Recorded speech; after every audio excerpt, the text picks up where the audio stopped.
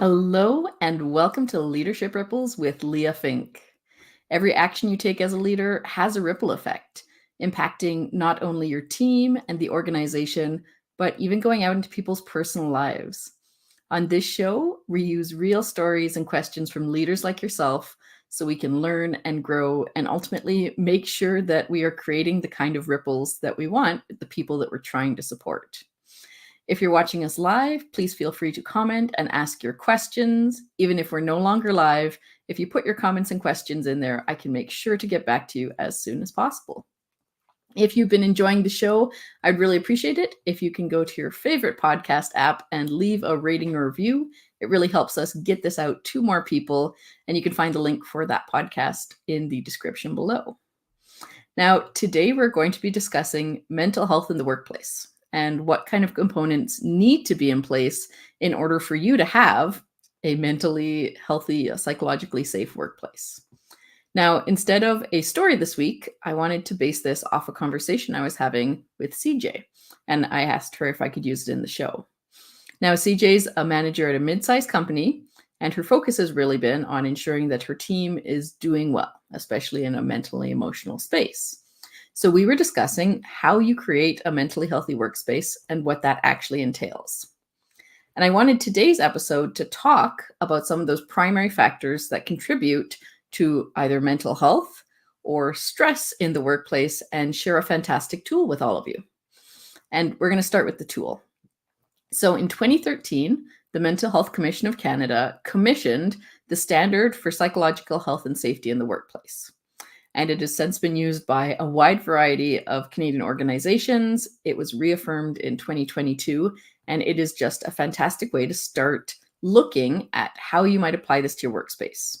Now, no matter where you are in the world, this tool is applicable, I would say, and you can access it for free through either a quick Google search or through the mentalhealthcommission.ca. You'll find it on there.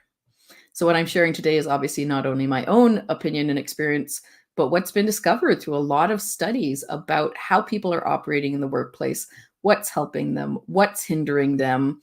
And I think it's really important that we recognize how big of a challenge this can be and how many people it's affecting in different workplaces and in different situations.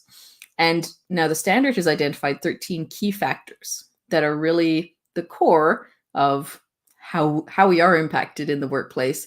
And so I want to share just a little bit about each one and how you would see them if they were being fulfilled in a healthy way. And you can guess the opposite would be if they're not being supported. So first, we'll start with clear leadership and expectations. And that is basically how well are employees being supported by leadership in order to know what they're supposed to be doing and how to be effective at it. And this should really also include an understanding of how an employee's work contributes to the organization, how they can understand changes within the organization, all of those components.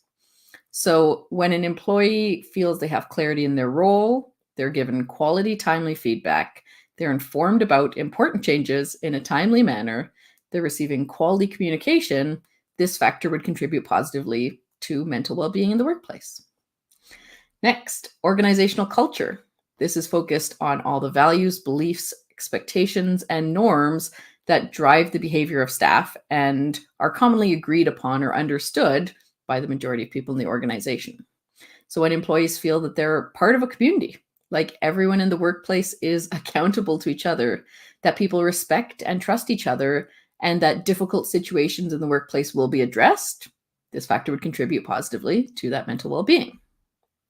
Engagement is focused on ensuring that employees feel connected to their work, that they're motivated to do the job well and even enjoy it. And that might be in a physical way, a cognitive way, an emotional way.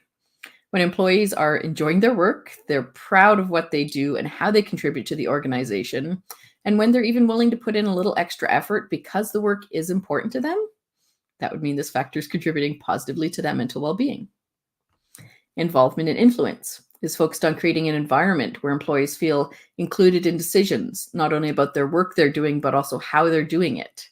When they're able to control a little bit about how they do their work, have their opinions considered, when they could talk to their supervisor about how they want to do their work, and they feel like their organization will take input from them about that, this factor would contribute positively to mental well-being. Growth and development is focused on building an environment where employees are supported in developing their technical skills, their emotional skills, their interpersonal skills. When employees believe that their organization cares about growth, when they see opportunities to advance, when their leaders let them take on new ideas and challenges, when they get to develop their skills and get regular feedback, that's when this factor would be contributing positively to mental well-being. Recognition and reward is focused on ensuring that employees are acknowledged and appreciated for their efforts in a timely manner. So when employees are receiving appreciation for what they do, for their commitment and passion for the work, not only from their leader, but also from the organization, when they see shared accomplishments being celebrated, and when they feel they're being fairly paid for the work they do, this factor would contribute positively to mental well-being. Civility and respect is focused on creating this space where employees can all be considerate and respectful to each other, as well as customers, as well as stakeholders. So when employees perceive respect and fairness, regardless of background or situation, when they feel that inappropriate behavior is addressed effectively and that conflict between stakeholders is managed well, then this factor would contribute positively to mental well-being. Psychological and social support is focused on the social interactions between coworkers and supervisors and the agreement of emotional integration and trust. So it's also present in the assistance provided by others when you're performing your tasks. When employees believe their organization cares about mental well-being and supports that, has supports in place to help those in need, both when they're at home, maybe on a leave, or when they come back to work, that they believe that others will check in at work if someone looks like they're not doing well or appears distressed, that there's support given when employees are facing some of those personal issues, and that people help each other out in the workplace. That's when this would contribute positively to mental well-being. Psychological protection is based on building this environment that protects your psychological safety, and that's when you feel safe to ask questions, to seek feedback, to make mistakes, and to bring forward ideas without worrying about a potential negative consequence. So when employees feel that their supervisor cares about their well-being, that their organization makes efforts to reduce stress, that they'll protect them from harassment and bullying, or address it effectively if that does happen, then this factor would contribute positively to mental well-being. Protection of physical safety is focused on ensuring employees are physically safe and protected from any hazards that might be in their physical environment. So when employees feel physically safe, they have reasonable rest periods, they receive sufficient training, they can refuse work if it feels unsafe, and if they believe that the organization regularly is assessing these things because they care about how physical safety affects mental well-being, then this factor would contribute positively to that. Psychological demands are focused on assessing whether a given activity might negatively affect an employee's health or well-being. So when their employees believe that their organization is regularly assessing worker demand, job control and autonomy, work systems, management accountability, and they're focusing on this interpersonal competency and value employee input, this factor would contribute positively to employee well-being. Workload management is focused on creating an environment where employees can complete assigned tasks successfully within their available time. So when employees believe that they have the time and resources needed to complete their work, that they can do their work uninterrupted, they can prioritize the tasks they need to do, and can go to their supervisor to discuss any pieces about workload, that's when this factor would contribute positively to mental well-being.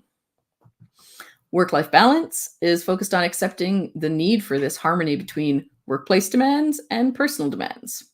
So when employees believe that their workplace cares about this work-life balance, they're given the breaks that they're entitled to. So not just breaks in the workplace, but things like parental leave, paid time off. When they feel like they can meet workplace and personal demands, and they have energy left at the end of the day for their personal life. And finally, that they could speak to their supervisor if they are worried about this balance between work life and personal life. Then this factor would contribute positively to mental well-being. So that's it. Those are the factors that the Mental Health Commission of Canada found and created with this standard. And it's really wonderful to get to see this because it really does show some of the other pieces that I'm talking about and things that I hear a lot from the leaders I work with, things that they're worried about, or things that employees tell me that are really affecting them negatively or positively in the workplace. Because when these factors are met, you're probably getting positive results, you're getting mentally healthy employees. And when these factors are not being met, so the opposite of the things I was saying, then you're really going to see how mental well-being is not thriving in the workplace, that people are going to be burning out, that they're going to be leaving. So you really, really want to focus on this. It makes a huge, huge difference in your organization and in being able to keep quality employees. Now, of course, this is meaningful work. It's complex work to make sure that all of these pieces are done. So if you are wanting to make sure that this is happening in your workplace as a leader, maybe you were thinking to yourself, yeah, I think we're doing pretty good. Be very curious to know how your employees are experiencing this, because it can be hard to match all of these factors and ensure that this is actually what employees are experiencing. So what I would do, first of all, is go take a look at this. You can find it, as I mentioned, just by searching online or at mentalhealthcommission.ca. And you can start going through some of these factors. You could talk to your employees and figure out what their perception of this is. Now, if that's feeling like a lot, you're not confident in it, you don't know if you'll get maybe the most honest answers if you're talking to your employees, because that power differential can make things a little more nerve-wracking, then I was also asked to create a tool specifically for this to be able to help assess mental health in the workplace. And I have this as an online assessment tool. I can offer it within interview or like within a focus group forum based on what your organizational needs are. Because the first step to this is really understanding your employee experience. And however you want to do that, if you want to do it yourself or if you want to seek some support, I would obviously be happy to help you. And please reach out if you're interested in that. It's a really great tool, and I'm super happy to be able to offer it now. And I hope that everyone listening got some great ideas, thought to yourself, ooh, we're really thriving at that factor, or ooh, there's a couple pieces there that we might be missing that I could really help support my employees with. So maybe you have a better sense now of what psychological health and safety in the workplace looks like. I want to thank you so much for listening and learning with me. If you prefer to listen to these things in podcast form in the future, these come out on Friday mornings at 9 a.m. You can find the link for that in the description below. And otherwise, I really look forward to sharing more with you next week, learning more with you next week. And as we close, remember to ask yourself, what kind of ripples are you going to create this week?